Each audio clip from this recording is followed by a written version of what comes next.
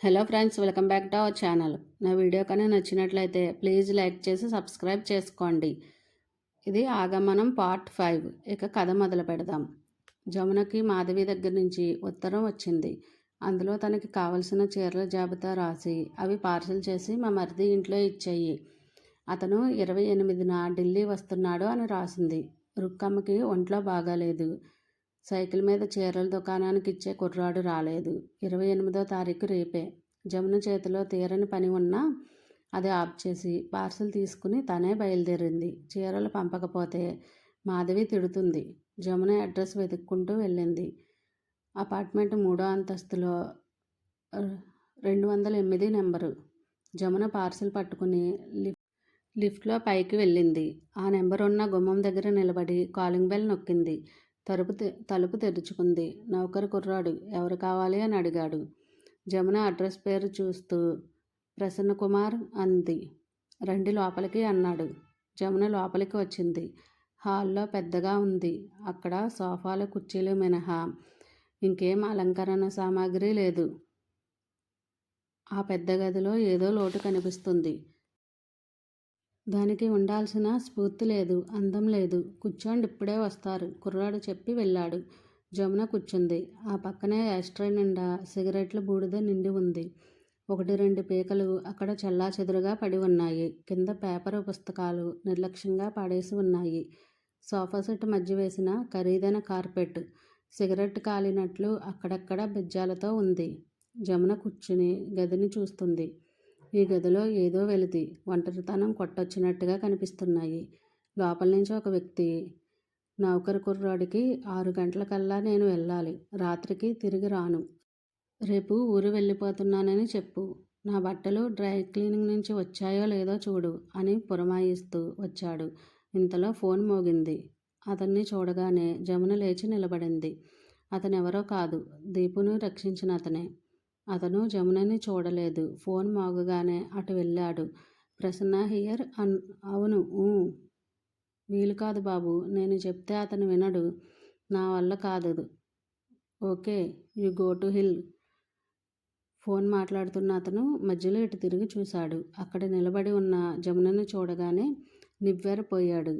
Okay, నేను వచ్చి మాట్లాడుతాను అని చెప్పి ఫోన్ పెట్టేశాడు. అతను జమునని ముడివడిన కనుబొమ్మలతో ప్రశ్నార్థకంగా చూస్తున్నాడు. నేను జమున తడబడుతూ చేతిలో ఉన్న పార్సిల్ చూపించింది. ఏమిటది?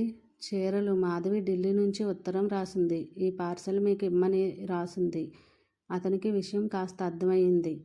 కాస్త ఆగి గుర్తు చేసుకున్నట్లుగా అడిగాడు. మీ పేరు జమున? అవును. మీరు? అతను సంశయంగా అడిగాడు. నేను దీపు తల్లిని. మా దీపు? నాకు గుర్తొచ్చింది. కూర్చోండి. సోఫా చూపించాడు. జమున కూర్చుంది. కాఫీ తాగుతారా? మర్యాదగా అడిగాడు. వద్దు, నేను వెళతాను. జమున లేచింది. దీపు ఎలా ఉన్నాడు? బాగున్నాడు. He's a nice boy. వయసుకు మించిన గ్రహింపు జ్ఞానం ఉంది. కొడుకుని గురించి ప్రశంస చాలా ఆనందం కలిగించింది. అవును అన్నట్లు గర్వంగా తల ఊపింది. నేను ఇవి తీసుకువెళ్ళి మా వదినకి ఇవ్వాలి, అంతే కదా? అతను గుర్తుకు వచ్చినట్లుగా అవును. కిందటిసారి రాసిన ఉత్తరంలో మీ దగ్గరికి వెళ్ళి కలెక్ట్ చేసుకుని పంపమని రాసింది. నేను మర్చిపోయాను. వస్తాను. జమున గుమ్మం దగ్గరికి నడిచింది. అతను 2 అడుగులు వేసి వెంట వచ్చాడు. వస్తాను. జమున చేతులు జోడించింది. అతను చెయ్యి ఎత్తి వీడ్కోలు చెప్పాడు. ఆ చెయ్యి ఎత్తి అలవాటు దీపుకి కూడా చాలా అలవాటు అయిన పని. అప్రయత్నంగా వచ్చినట్లుంది. జమున గుమ్మం దాటకముందే ఒక అతను హలో ప్రసన్న అంటూ వచ్చాడు. అతను జమునని చూడగానే ఆగిపోయాడు. జమున గుమ్మం దాటి వెళుతుంటే తల తిప్పి ఆమెకేసి ఆమె కనుమరుగు అయ్యే వరకు చూశాడు. తర్వాత ఆశ్చర్యంగా ప్రసన్న వైపు తిరుగుతూ, వాట్ ప్రసన్న, ఇంట్లోంచి ఒక అమ్మాయి వెళ్ళటమా? ఇంకేదో జోక్గా అనబోయాడు. షటప్, ప్రసన్న కసిరినట్టుగా అన్నాడు. కొద్దిసేపయిన తర్వాత జమున అపార్ట్మెంట్ ఆవరణ దాటి బయటికి వచ్చి బస్టాప్లో బస్ కోసం ఎదురు చూస్తున్నది. ఇంతలో ప్రసన్న కారు ఆవరణలోంచి అటువైపు వచ్చి దూసుకు వెళ్ళింది. అదిగో అక్కడ నీ లేడీ ఫ్రెండ్ నిలబడి ఉంది, ఆపు,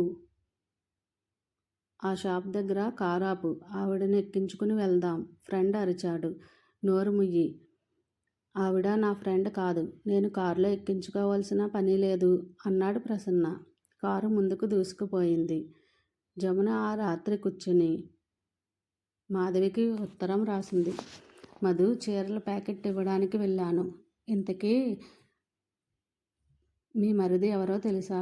మా దీపుని రక్షించిన అతనే. నోట్లోంచి మాట రాలేదంటే నమ్ము. నాకు ఇప్పుడు చాలా సంతోషంగా ఉంది. ఎందుకంటే ఆ వ్యక్తి ఎవరో కాదు, మా మాధవికి మరిదే. ఇంకెప్పుడైనా కనిపిస్తే మరోసారి మనస్ఫూర్తిగా కృతజ్ఞతలు చెప్పుకుంటాను. ఏమిటో మధు, ఈ మధ్య నా మనసు మరీ బేలగా అయిపోయింది. ఎవరైనా కాస్త సహాయం చేస్తే నా కళ్ళలోకి నీళ్లు వచ్చేస్తున్నాయి. ఈ 5 నేను చాలా కష్టపడి ఉంటాను. నేను అలసిపోయాను అనిపిస్తుంది. నా ఈ కష్టానికి విముక్తి ఎప్పుడో కదా. దీపు కులాసాగా ఉన్నాడు. ఆశ ఎలా ఉంది? నీ విశేషాలేమిటి? మీ ఆయన దగ్గర నుంచి కొత్త బహుమతులు ఏం సంపాదించావు? మధు, మనిషి ఏం కోరుకుంటాడో అది దొరకాలి. అప్పుడు కానీ తృప్తి, ఆనందంతో జీవితం పరిపూర్ణంగా బతుకుతున్నట్లు అనిపించదు. మనిషి కోరుకున్నది జరగకుండా మనసులో నిరాశ, నిస్పృహ అనే వెలితి ఎప్పుడైతే ఉంటుందో అప్పుడు జీవితం జీవిస్తున్నట్లు కాకుండా రోజులు వెల్లదీస్తున్నట్లుగా ఉంటుంది. మనలో 99 మంది జీవితం జీవిస్తున్నట్లుగా కాకుండా బతుకులు వెల్లదీస్తున్నట్లుగా ఉంటారనుకుంటా. ప్రతి వారికి ఏదో ఒక కొరత. నేను కులాసాగానే ఉన్నాను. జవాబు రాయి జమున. మాధవి దగ్గర నుంచి వారం రోజుల తర్వాత జవాబు వచ్చింది. డియర్ జమ్ము, నీ ఉత్తరం అందింది. అదే రోజున ప్రసన్న కూడా వచ్చి ఆ చీరల ప్యాకెట్ ఇచ్చాడు. రంగులు, అంచులు బ్రహ్మాండంగా ఉన్నాయి. నీ చీరలు ఎందుకు అమ్మవో నాకు తెలియదు. ప్రసన్న కూర్చుని ఉండగా అప్పుడే నీ ఉత్తరం వచ్చింది. ప్రసన్న నువ్వు రాసిన వాక్యాలు చదివి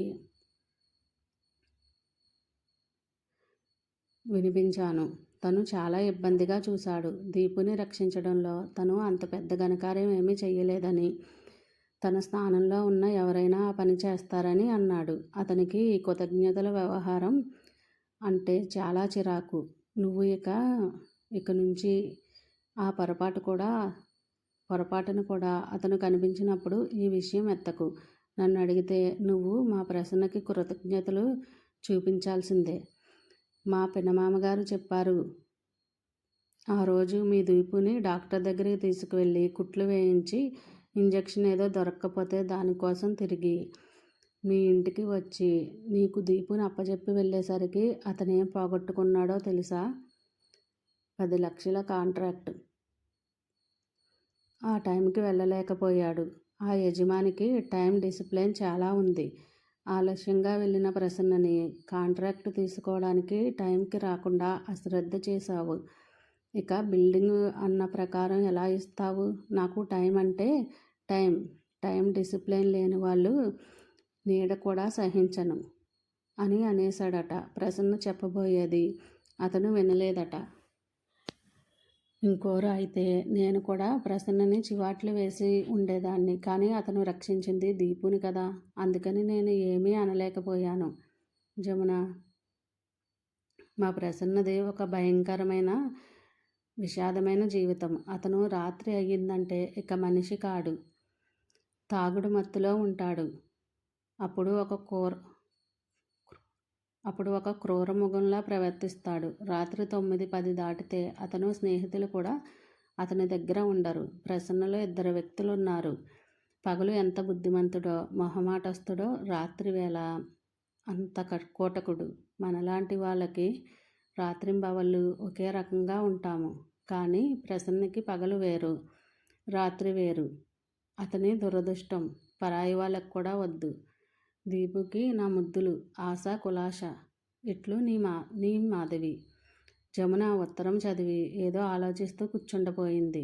దీపు మూలంగా ప్రసన్నకి ఆ కాంట్రాక్ట్ పోయినందుకు బాధ కలిగింది. ఉత్తరంలో మాధవి అతని గురించి రాసిన విషయాలు గుర్తుకు వచ్చాయి. ప్రసన్న అంటే జాలేసింది. ఈ ప్రపంచంలో ఒక్కొక్కరిది ఒక్కొక్క రకమైన దురదృష్టం. జమున ఆ ఉత్తరం మడిచి చింపేసింది. అతని ప్రసక్తి కూడా ఇక అక్కడికి సరి అన్నట్లు. ఆ ముక్కలు అవతలి పారేసింది. దీపు అక్కడికి వచ్చాడు. ఎవరిది మమ్మీ ఉత్తరం చింపావు? డాడీ రాసిందా? ఆ ముక్కలు ఏరుకుంటూ అడిగాడు. కాదు దీపు వాటిని వదిలేయి అంది. నేను వదలను. మనకి ఉత్తరం రాసేది డాడీయేగా అంటూ వాటిని ఒక్కొక్క ముక్కని ఏరుకోసాగాడు. జమున నిస్సహాయంగా చూసింది. నా వీడియో కానీ నచ్చినట్లయితే ప్లీజ్ లైక్ చేయండి. Thanks for watching.